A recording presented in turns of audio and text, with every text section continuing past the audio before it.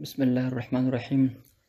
الحمد لله رب العالمين، والعاقبة للمتقين، والصلاة والسلام على أشرف الأنبياء والمرسلين وعلى آله وأصحابه أجمعين. مكتوب أفصل نوم حصه دوم دفتر اول مکتوبات حضرت امام ربانی مجدد الفسانی شیخ احمد سرهندی فاروقی قدس الله تعالی سره العزیز نیز به جباری خان صدور یافته در بیان آن که این شریعت غره جامع شرعی متقدم است و اتیان و مقتضای این شریعت اتیان است و مقتضای جمیع شرایع و ما یناسب ذلك. این مکتوب نیز به جباری خان صادر شده. از عنوان مکتوب معلوم است که خدمت جباری خان بیان میکنند که شریعت رسول الله صلی الله علیه وسلم جامع تمام شریعت هایی که دیگه انبیا قبلا داشتن، جامع تمام شریعت هاست و پیروی اطاعت و فرمانبرداری به مقتضای این شریعت در حقیقت پیروی به مقتضای تمام شریعت های قبلی است. یعنی که تمام شرایع قبلی در شریعت محمد رسول الله صلی الله علیه و سلم همه داخل است. این که به این شریعت عمل بکنی به این معنی که دیگه شریعت ها را همچنان تو عمل کرده باشی، که به این کتاب عمل کنی به این معنی که دیگه کتاب های آسمانی را همچنان تو عمل کرده باشی، به این کتاب ایمان آورده باشی به این معنی که به کتاب های آسمانی دیگر هم ایمان آورده ای. به محمد رسول الله صلی الله علیه و سلم اگر ایمان آورده باشه کسی بدونی که به تحقیق به سایر انبیا علیه السلام هم ایمان آورده. یعنی این شریعت فوق تمام شرایع است. این کتب قرآن عظیمشان فوق تمام کتب آسمانی است. خب یک مقدمه نیاز است که مقدمه خدمت شما باید بیان شود به خاطر از اینکه چرا شریعت جامعه دیگه شریعت هاست. این کتاب قرآن عظیمشان جامعه تمام کتب هاست. به این یک مقدمه نیاز است. رسول الله صلی الله علیه و سلم دو مبدا داره. یکی مبدأ خلقت جسدی ایشان است و دیگری خلقت روحیشان مبارک است. که مبدأ خلقت جسدیشان الشأن العلم است که مبارک الشأن العلم خلق شده که او را به نام حقیقت محمدی هم یاد میکنن. مراتب صفات ثمانی حق سبحانه و تعالی در قدم اول حیات است و علم است، قدرت است، کلام است، اراده است، سمع است، بصر است، تکوین است. نزدیکترین صفات به تجلی شیونات صفت الحیات است. فوق صفت الحیات با شأن العلم است. شأن العلم است. بله، شأن العلم در مرتبه شیونات ذاتی و تجلی ذاتی قرار داره و فوق شأن العلم شأن الحیات است و فوق شأن الحیات تعیینی وجود است. خب شأن العلم مرحله از صفات ثمانی حق سبحانه و تعالی است که تمام صفات حق سبحانه و تعالی از او انشعاب میشه که شأن العلم برای شأن جامع همچنان یاد میکنه که در برگرنده تمام یا جمیع صفات ثمانی حق سبحانه و تعالی است، در مرحله اجمال و تجلی ذاتی قرار داره. مبدأ خلقت جسدی رسول الله صلی الله علیه و سلم شأن العلم است که مبارک مظهر جامع جمیع صفات حق سبحانه و تعالی است. در علم و کمال و مقام و منصب خود اشرف تمام مخلوقات و اشرف سایر انبیا علیه السلام و سلام هستند و دیگر تمام انبیا تحت قدم یا تحت مقام مبارک هستند. خب بعد از حضرت موسی علیه السلام مظهر صفت الکلام حق سبحانه و تعالی است که مبدأ خلقتشان هم صفت الکلام است. بعد از حضرت باز حضرت نوح و ابراهیم علیه السلام هستند که مبدأ خلقت از آنها صفت العلم است. حالی یک مسئله خدمت شما گفته شد که شأن العلم با صفت العلم چه فرق داره؟ جوابی است که شأن العلم مبدأ رسول الله صلی الله علیه و سلم است. اجمال علم هم گفته میشه و در مرحله شیونات ذاتی قرار داره، یعنی نزدیکی زیاد به تجلی ذاتی داره. یک مثلا صفت العلم که میگه مبدأ نوح علیه السلام و ابراهیم علیه السلام است. این صفت العلم تفصیل شأن العلم است. ولی شأن العلم در مرحله اجمال و در داخل تجلی ذاتی قرار داره. صفت العلم تفصیل شأن العلم است، در مرحله صفت است، ولی در مرحله اسما صفات حق سبحانه و تعالی قرار داره. در این بین اجمال علم رسول الله صلی الله علیه وسلم گفته میشه، تفصیل علم حضرت ابراهیم علیه السلام گفته میشه. اما در بین این دو تا یک برزخ هم است، برزخ اجمال و تفصیل. و در بین اجمال و در بین تفصیل که او را برزخ اجمال و تفصیل میگه، او مبدأ خلقت حضرت نوح علیه السلام می باشه که اونها مناسبت به گاهی دیگه مناسبت به اجمال داره و گاهی مناسبت به تفصیل. دیگه میمونه صفت القدرت که مبدأ و مربی حضرت عیسی علیه السلام هستن که اونها مظهری تجلی همین صفت حق سبحانه و تعالی می باشن. خب در آخر صفت التکوین که مبدأ خلقت حضرت بابای آدم علیه السلام می باشه که اونها مظهری تجلیات صفت التکوین حق سبحانه و تعالی هست. آلی باید بفهمیم که تمام انبیا با مشارب انبیای اولوالعزم چی دارن؟ مشارکت دارن. انبیای دیگه در این مشربای انبیای اولوالعزم اینا هم شرکت دارن.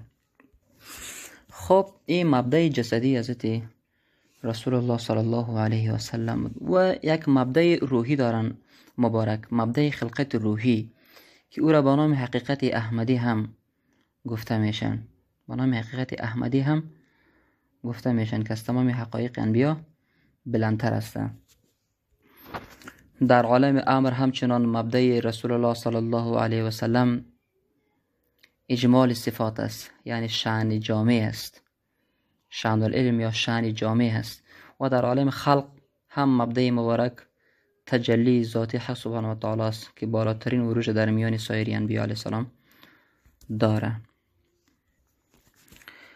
امتیان سایر انبیای قبل تا مبدأ تعیین انبیای خود تا اموج عروج میکنن و بالاتر از او عروج کردن نمیتونن که نهایتشان اعتبارات است.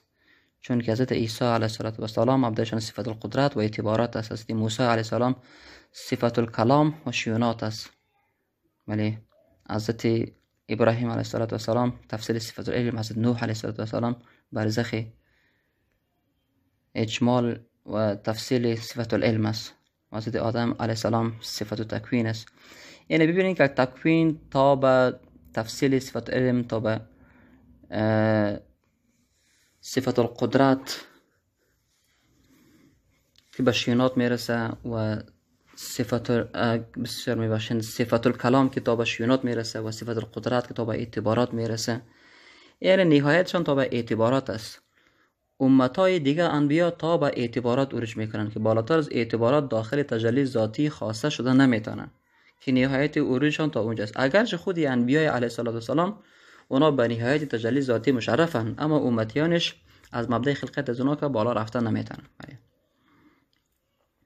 بالا رفتن نمیتونن. نهایتشان تا اعتبارات است که مبدأ خلقت حضرت عیسی علیه السلام هستن. اما امت رسول الله صلی الله علیه و سلم به برکت مبارک به تجلی ذاتی مشرف میشن، چون که بلندترین مرتبه مرتبه اخفا داره که اخفا تحت قدم رسول الله صلی الله علیه و سلم است و داخل تجلی ذاتی است که با برکت رسول الله صلی الله علیه و سلم و مطابقت شریعت امتای رسول الله صلی الله علیه و سلم به تجلی ذاتی مشرف میشن، از اعتبارات هم بلند میرن.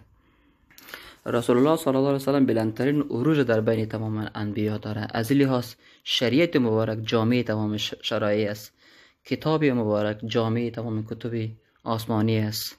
خب امت رسول الله صلی الله علیه و سلم بهترین امت در بین تمام امتهای قبلی است. کنتم خیر امت اخرجت للناس تأمرون بالمعروف و تنهون عن المنکر که بهترین امت معرفی میشه. اکابر امت رسول الله صلی الله علیه و سلم در نزد حق سبحانه و تعالی به منزله از نظر قرب و درجه، نه از نظر منصب. خب منصب بحث جدایی است، از نظر قرب درجه حیثیت یک نبی بنی اسرائیل داره به نظر حق سبحانه و تعالی. فیض روح القدس ارباز مدد فرماید دیگران هم بکنن آنچه مسیحا کردن. بله، امت رسول الله صلی الله علیه و سلم که تابع کامل مطبوع مطهری خود باشه، بناهن تمام کمالات رسول الله صلی الله علیه و سلم در وجود از اونا غالب میشه، در وجود از اونا پیدا میشه. آن چیزی که دیگه حضرات انبیا داشتن به طریق معجزه و این حضرات به طریق خوارق و کرامت حق سبحانه و تعالی در وجود مبارک اینا لطف میکنه. عجب آن نیست که تو محبوب جهانی زی همه، بله عجب این است که محبان تو محبوبانن. امتانش بهترین امت، کتابش بهترین کتاب در بین کتب آسمانی، شریعتش بهترین شریعت و جامع تمام شرایع آسمانی است. به خاطر که مبدأ خلقت مبارک است، تمام مبادئ خلقت حضرت انبیا بلند است. شان در علم از هر نبی از یک صفت حق سبحانه و تعالی خلق شده، اما رسول الله صلی الله علیه و سلم از فوق صفت شأن است که داخل تجلی ذاتی است که شان در علم خلق شدن، که خلقت جسدی مبارک است و خلقت روحی شان هم که حقیقت احمدی است که به مراتب از که بلندتر است، که همان حب صرف ذاتی حق سبحانه و تعالی است. اولین نوری که از ذات حق سبحانه و تعالی بر منصه ظهور میه، انا من نور الله و خلق من نوری، ما از نور حق سبحانه و تعالی است و تماما دیگران سایرین خلق شدن از نور ما هستن. از لحاظ خودش سرداری انبیاست، شریعتش سرداری تمامی شرایع، کتابش سرداری تمامی کتاب ها. به اصطلاح به هر اصطلاح بزرگی که شما یاد میکنین، جامعه تمام کتاب ها، در برگرینده تمام شریعت ها و امتش بهترین امت در بین امت ها قرار داره. این نعمت بزرگی است که حق سبحانه و تعالی لطف عنایت فرموده. ادامه مکتوب شریف. حق تبارک و تعالی بر جاده شریعت مصطفوی علی صاحب صلات و سلام و تحیه ثبات و استقامت ارزانی فرموده، بالکلیه متوجه جناب قدس خود گرداند. آمین. چون که مقرر شده است که محمد رسول الله صلی الله تعالی علیه و آله و سلم جامع جمیع کمالات اسماعی و صفاتی است. بله، این را خدمت شما بیان کردیم در مقدمه. و مظهر جمیع اینها بر سبیل اعتدال، کتابی که بر وی منزل شده است، خلاصه جمیع کتب سماوی است که بر سایر انبیا علی نبینا و علیهم الصلاة و السلام منزل شده اند.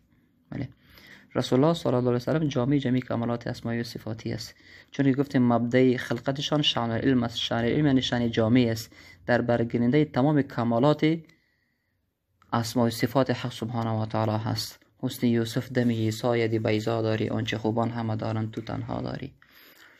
چون که شأن در برگرنده تمام کمالات سایر صفات سمانی حق سبحانه و تعالی است، یعنی مبادی فیوز دیگه انبیا، مبادی خلقت تماما انبیا، هر کمالی که اونها داره شأن جامع تمام کمالات او را داره که مبدأ خلقت رسول الله صلی الله علیه و سلم است.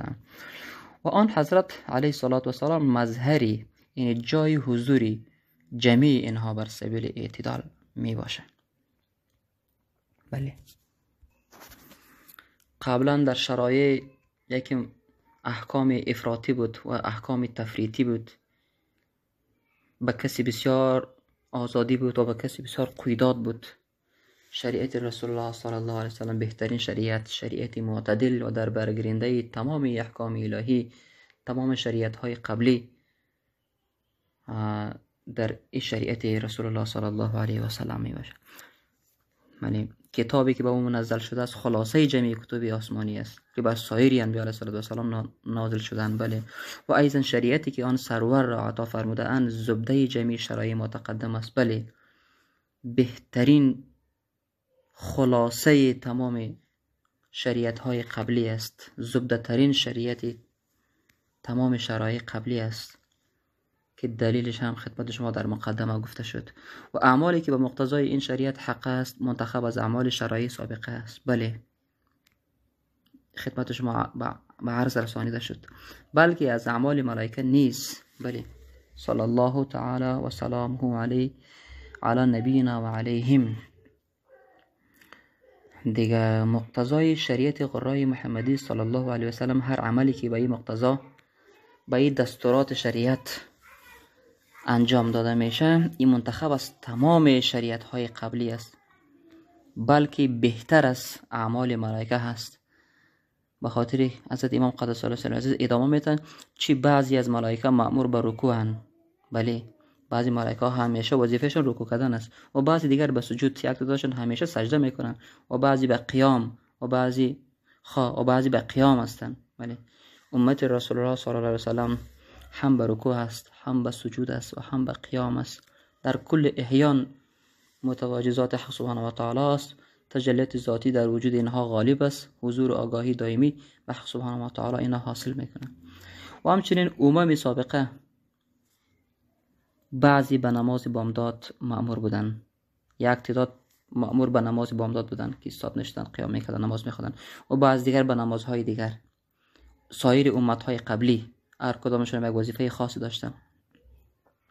در این شریعت از اعمال امم سابقه و ملائکه مقربه خلاصه و زبده آن را انتخاب کرده. بله این شریعت قرآن محمدی صلی الله علیه و سلم بهترین اعمال از اعمال ملائکه، از اعمال امتهای قبلی بهترینش گلشن گرفته در این شریعت محمدی صلی الله علیه و سلم است.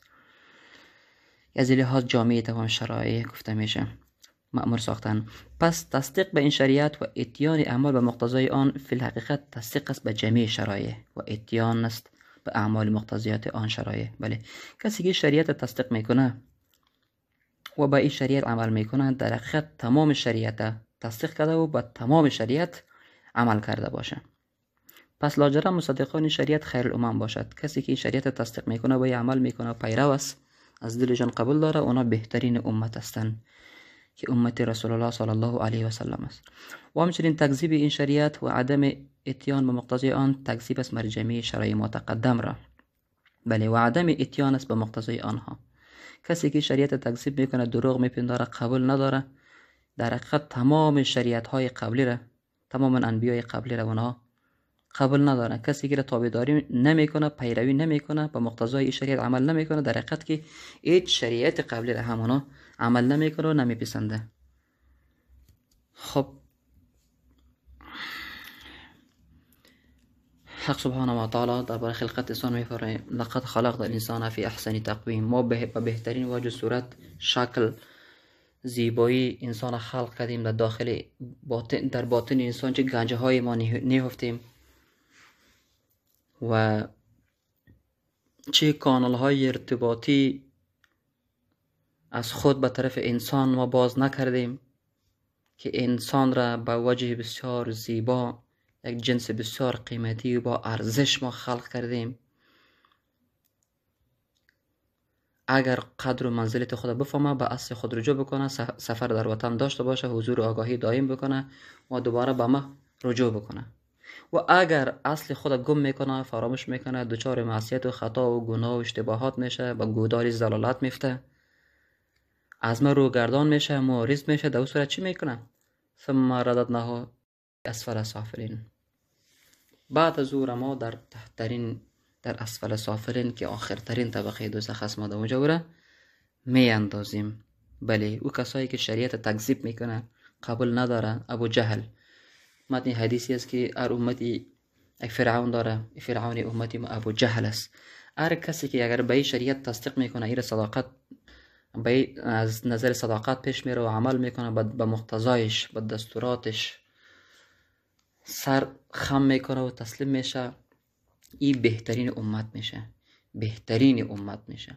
و هر کسی که تکذیب میکنه، دروغ میپنداره، تهمت میکنه، عمل نمیکنه، بهش ایمان نمیاره، و از بدترین امت میشه، و از بدترین امت.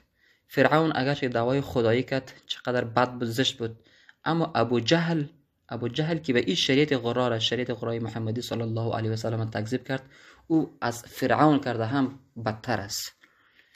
بله مصدق این شریعت خیر الامم و مکذب این شریعت شر الامم گفته میشه. ادامه مکتوب. و همچنین است انکار از آن سرور علیه الصلاة و السلام، انکار از جمیع کمالات اسمایی و صفاتی. تصدیق او تصدیق است به جمیع آنها. بله، کسی که رسول الله صلی الله علیه و سلم انکار میکنه قبول نداره، پس و از تمام کمالات اسمایی و صفات حق سبحانه و تعالی انکار میکنه دیگه. اگر کسی آن حضرت را تصدیق میکنه بدون شکی و تمام کمالات و تجلیات اسما و صفات حق سبحانه و تعالی را هم تصدیق میکنه، با او باورمند است. پس ناچار منکری آن سربر مکذب این شریعت بدترین امم باشد. بله، خطبت شما عرض شد. از اینجاست که میفرمایند الاعراب اشد کفر و نفاقا. بله، الاعراب اشد کفر و نفاقا و اجدر الا يعلم حدود ما انزل الله على رسوله والله علیم حکیم. سوره توبه آیه 97. اعراب باده‌نشینان. خب اونها را از حق سبحانه و تعالی میفرمایند که باده‌نشینان کفر پیشتر و نفاق پیشترن. کفر پیشه میکنه و نفاق اونا پیشه میکنه. اونها سزاوارتر به آن که ندانن حدود آنچه را حق سبحانه و تعالی به رسولش نازل کرده و خداوند دانای فرزان است، حکیم است.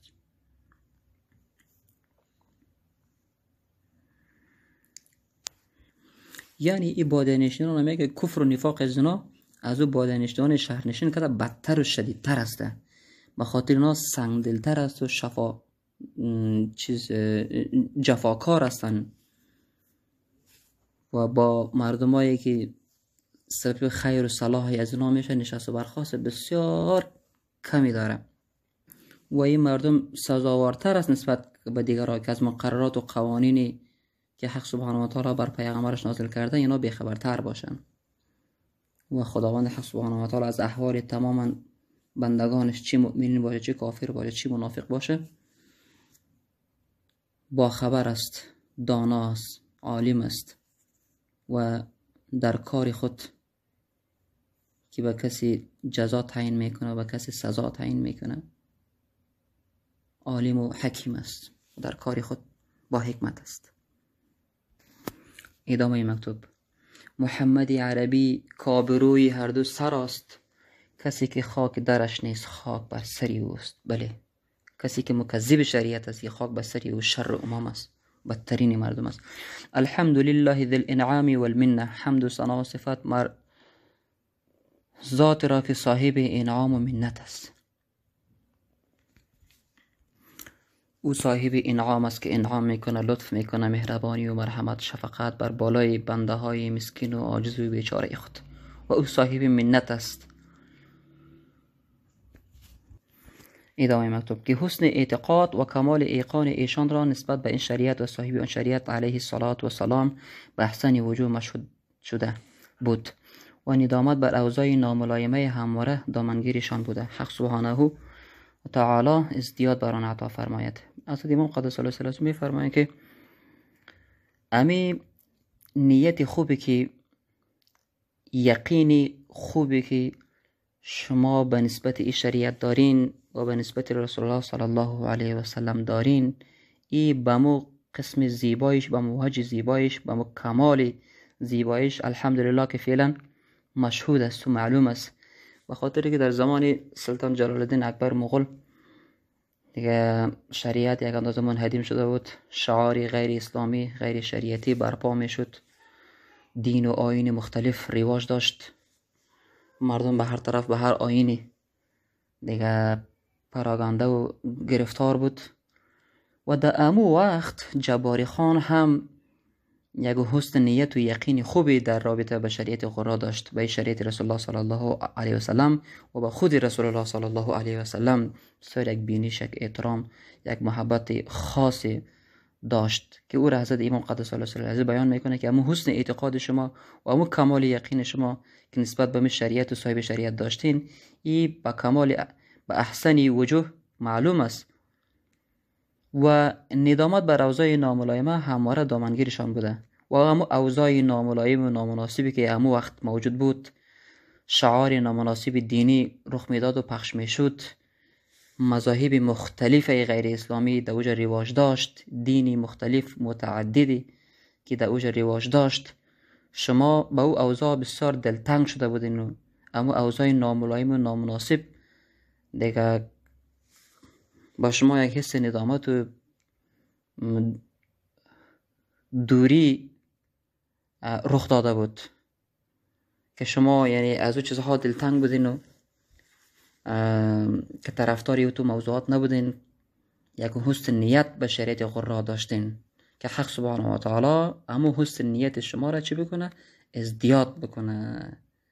حق سبحانه و تعالی ازدیاد بدان عطا فرماید. بله باز جباری خان تشویق میکنه و کسایی که درباری هستن و درباری پادشاه زندگی میکنن آنها را به ترویج و ترغیب خدمت به شریعت تحریک میکنن که اونا تشویق شوند، ترغیب شوند که شریعت بیشتر پیش ببرن و خدمت بکنن. ثانیا ملتمس آن که حامل رقمه دعا میان شیخ مصطفی از نسل قاضی شریح اند. قاضی شریح حضرت مصحح مکتوبات شریف در حاشیه گفتن که هو شریح بن الحارث بن القیس الکوفی. دیگه اسم قبلگاهی مبارک را ذکر کرده که میان شیخ مصطفی از نسل قاضی شریح در این دیار، یعنی در این دیار هندوستان بزرگان ایشان بزرگ شدهاند. وجوه معاش وظایف بسیار داشتند. مشار الهی از بی‌معاشی متوجه لشکر شده است و اسناد و فراوان همراه آورده. امیدوار است که به توسل ایشان جمعیت پیدا کند. زیاده مصدق نشد. مشار الهی را به صدور اعزام بر نهج سفارش فرمایند که کارگر شود و سبب جمعیت ارباب تفرقه گردد. در آخر همیشه از امام قدس الله سر عزیز بعضی از دوستان، بعضی فقرا از مریدین مخلصینی که بودن به خدمت درباریان، به خدمت کسایی که در بارگاه سلاطین زندگی میکردن و سکونت داشتن، صاحب یک آرگاه و بارگاه و شوکت و شان و دبدبه بودن، با اونها همیشه معرفی میکردن که از اینها دستگیری کنن. یک درس و پند بزرگی که حضرت امام قدس الله سر آخر المکتوب ما شما میته ای است که همیشه باید دستی بی‌وضاحت ها و نیازمندان رو باید بگیریم. یکی خوب فقرا را معرفی میکردن که یک تعداد از بزرگای درباری که سالانه یا ماهانه یک مقدار پولی را به خاطر کمک کردن با فقرا اونا تدارک میدیدن تقسیم میکردن و بعضی فقرا را حضرت امام قدس الله سر پیش میکردن که یک مقدار از اون پولی که شما در نظر دارین به اینا بتین دستگیری بکنن که اینا امرار معاش بکنن، امرار زندگی بکنن، زندگیشان خوبتر پیش بره، تنگ دستی برای یک تعداد دیگر که صاحب علم و صاحب معرفت و صاحب فهم و دانش و درایت کاری بود، استعداد وظیفوی را داشتن، همچنان به خدمت درباری ها مثلا شیخ فریدی بخاری صاحب، میر محمد نومان صاحب، میرزا قلیچ خان، جباری خان، امیر بخانی خانان، اما کسایی که به درباری پادشاهی در مجلس سکونت داشتن، زندگی داشتن، به اونا معرفی میکنه که این شخصای دانشمند که اهل علم هستن، آدمی زاده و صاحب زاده هستن، اینها را در مجلس به یک وظیفه بگیرن، یک کرسی، یک چوکی، ولایت، آمریت، ریاست، ماموریت، مدیریت، این مسائل به اینها به خاطر گناه صاحب صلاحیت بودن، همین صلاحیت داشتن که یک کسی را انتخاب بکنه، استخدام بکنه، مقرر بکنه یک جای و او معاش قائل شود. گفتن که اینها را این حامل رقیمه که میان شیخ مصطفی است، نسل قاضی زاده هستن، اینها آدمای بزرگ هستن، به اصطلاح علم و دانش دارن که بزرگانی از آنها در دیار هندوستان بزرگ شدن که قبلا دیگه زندگی خوب و وظیفه های خوب داشتن و حالی فعلا که مشار الهی که شیخ مصطفی باشه دیگه از کمبود اقتصادش ضعیف شده، متوجه لشکر شده، از لحاظ اسناد خود آورده تمام که مسائلی که به خاطر استخدام لازم است، امیدوار است که به وسیله شما و یک وظیفه پیدا کنه و از پراگندگی نجات پیدا کنه و خود یک اندازه از نظر اقتصادی جمع کنه. زیاده به این میگه درد سر شما رو نمیتون دیگه. اگر در خدمت شما یک کار و یک وظیفه اگر باشه، اینها را در مقرر کنید که سبب جمعیت ارباب تفرقه گردن، یعنی از پراگندگی های روزگار، از گرفتاری های روزگار، از تنگ دستی های روزگار یک اندازه اینها جمع شوند. السلام علیکم و رحمت الله و برکاته.